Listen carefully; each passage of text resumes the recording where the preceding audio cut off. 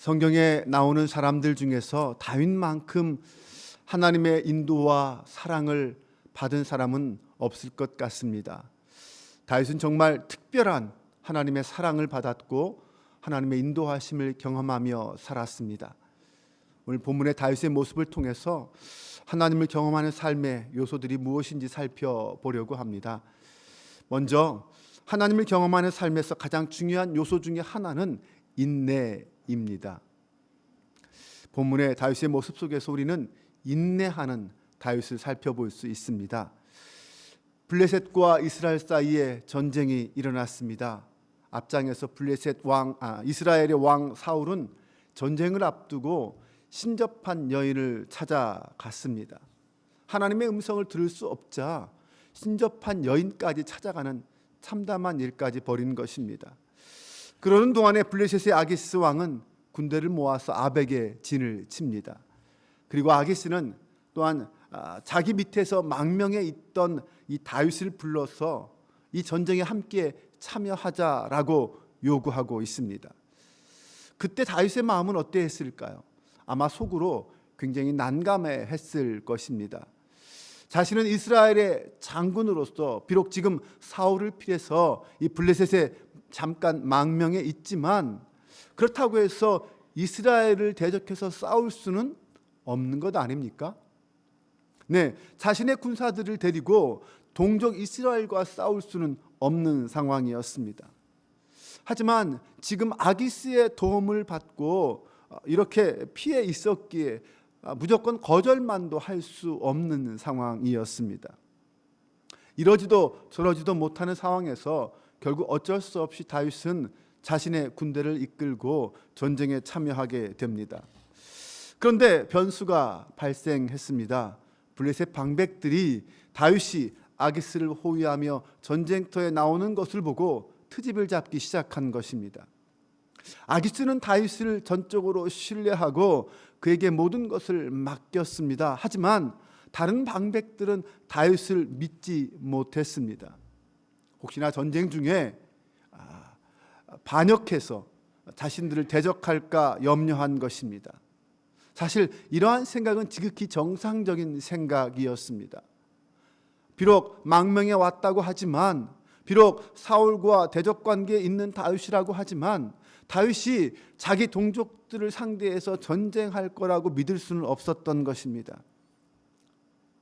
사실 다윗은 이 난감한 상황, 이 곤란한 상황을 극복하기 위해서 어떤 계책도 세우지 못했습니다. 어떤 인간적인 방법도 동원하지 않았습니다. 아기스에게 그래도 자신은 전쟁에 참여하지 못하겠다고 빼달라고 간청하지도 않았습니다. 그는 단지 하나님께서 선하신 손길로 지금의 이 상황을 인도해 주실 거다라는 믿음만 가지고 기도하며 기다렸습니다. 그리고 마침내 결정적인 순간이 왔을 때 하나님은 블레셋 방백들을 이용하셔서 다윗을 이 곤란한 상황에서 건져 주셨습니다. 우리도 살아가면서 다윗과 같은 상황에 처할 때가 있습니다. 이것도 저것도 선택할 수 없는 이 진퇴양난의 절박한 상황에 처할 수도 있습니다. 그때 아무것도 할 수 없을 때 우리는 하나님의 일하심을 기대하며 기도해야 합니다. 내가 할 수 있는 것 아무것도 없을 때, 내가 선택할 수 있는 길이 보이지 않을 때 우리가 할 수 있는 것은 무엇입니까? 하나님, 지금 제 상황이 이렇습니다. 저의 앞길을 인도해 주세요. 우리는 이 기도하며 기다릴 수밖에 없습니다. 그 앞에서 어떤 인간적인 욕망, 인간적인 욕심과 방법으로 뭔가를 선택하게 되면 오히려 더 큰 어려움을 겪게 될 수 있습니다.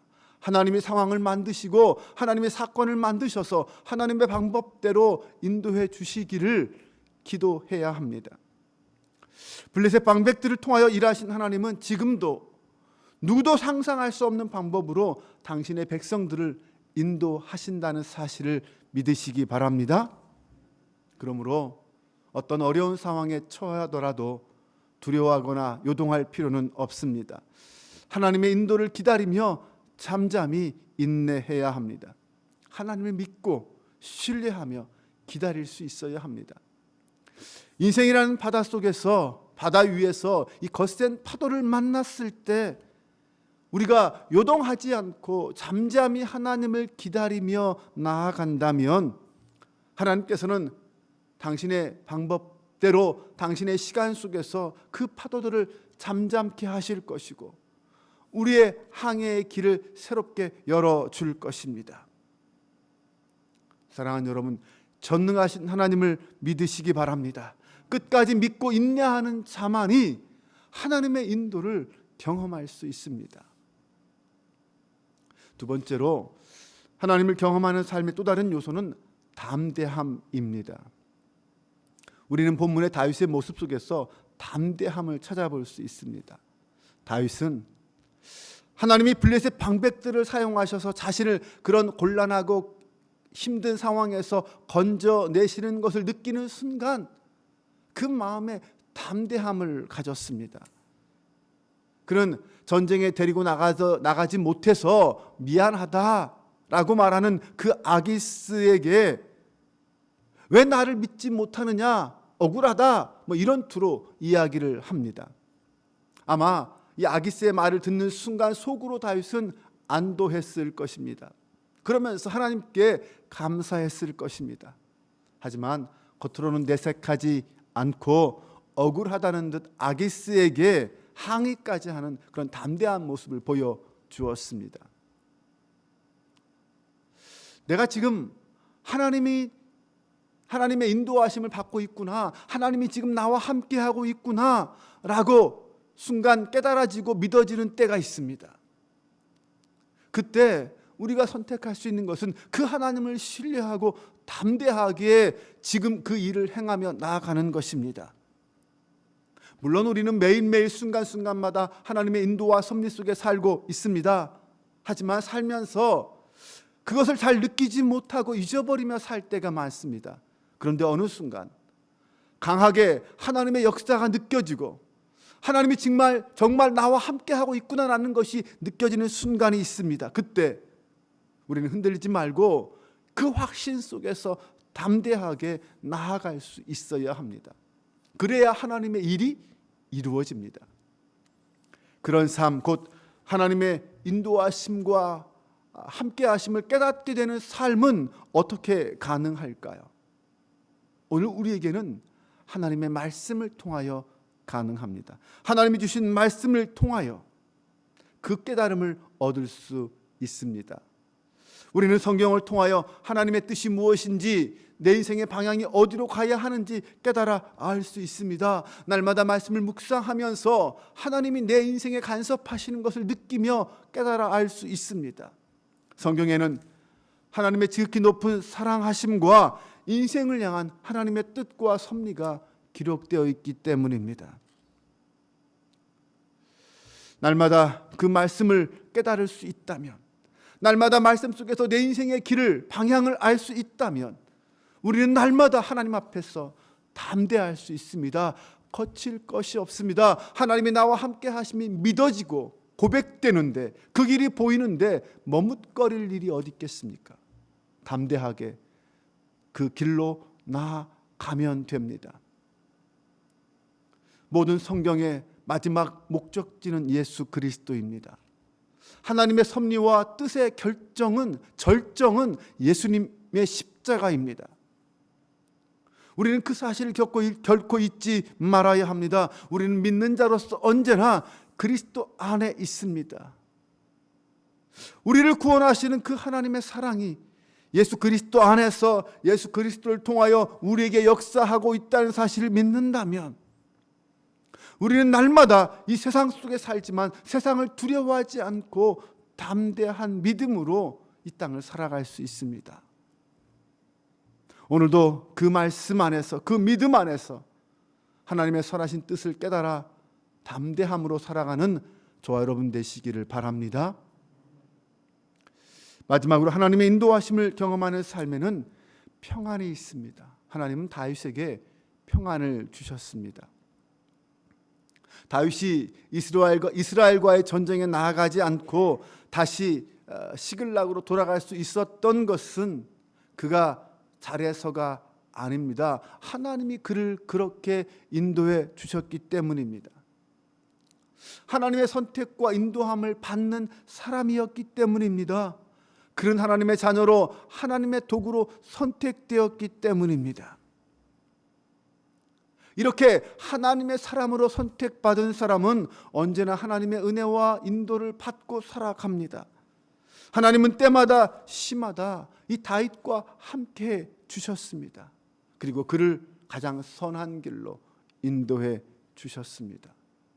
그렇게 다윗은 하나님의 마음에 합한 자로 선택된 것입니다.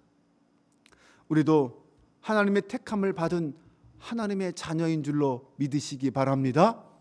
우리도 분명 하나님의 택함과 하나님의 사랑을 받고 인도함을 받는 존재입니다.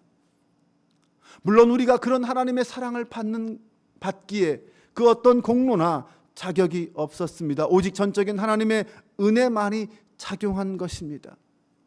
그런 하나님의 택함을 받은 자가 누리는 가장 큰 특권 중에 하나가 바로 평안입니다. 세상이 주는 평안이 아니라 하나님이 주시는 하나님 안에서 누릴 수 있는 절대 평안입니다. 하나님 안에서 믿음으로 누릴 수 있는 이 평안, 그 평안은 어린아이가 엄마 품에서 누리는 평안과 같습니다. 목자의 품에 안긴 양처럼 그 어떤 상황에서도 두려워하지 않고 잠들 수 있는 그런 평안을 말합니다. 오늘 우리는 매일의 삶 속에서 나를 택하신 하나님, 그분의 선택을 받았다라는 그런 감격과 기쁨을 누리며 살아가고 있습니까? 그리고 그 하나님으로부터 오는 평안함 속에 살아가고 있습니까? 푸른 토장 쉴만한 물가로 인도해 주신다고 약속하신 주님이십니다. 그러므로 그 주님 안에 있는 한 우리는 어떤 걱정도, 염려도, 두려움도 벗어날 수 있습니다. 다만 하나님의 크신 은혜를 기억하고 감사하며 그 안에서 이렇게 고백해 보십시오. 주님, 내 잔이 넘칩니다. 비록 내 삶의 자리가 원수의 목전이고, 비록 내 삶의 자리가 아무리 힘들고 고통스러운 자리라 할지라도 주님, 내 잔이 넘칩니다. 주님이 나와 함께 하심을 믿기에 내 잔이 넘치나이다 라고 고백할 수 있다면 우리는 그 안에서 평안할 수 있고 담대할 수 있고 주님과 함께 인내하며 승리할 수 있습니다. 오늘도 그 믿음으로 항상 기뻐하며 기도하며 범사에 감사하는 저와 여러분 되시기를 주님의 이름으로 축원합니다. 기도하겠습니다. 아버지 하나님, 우리를 주님의 자녀로, 주님의 백성으로 불러주신 것 감사합니다. 자격도 공로도 없는 저희가 하나님의 은혜로 구원받은 자, 택함 받은 자가 되었습니다. 이 감격과 사랑을 잊지 않고 날마다 감사하며 살아가게 하옵소서. 사랑의 하나님, 우리의 삶의 현장은 언제나 사망의 음침한 골짜기요 원수의 목전과도 같습니다. 하지만 하나님을 향한 우리의 믿음은 결코 흔들리지 말게 하시고 주의 막대기와 지팡이를 의지하며 순종의 삶을 살게 하옵소서. 어떤 두려움도 걱정과 염려도 우리 마음에 틈타지 못하게 하시고 하나님이 주시는 담대함으로 나아가 승리하게 하옵소서. 오늘도 우리를 주님 안에서 기적의 주인공으로 삼아주시는 예수 그리스도의 이름으로 기도합니다. 아멘.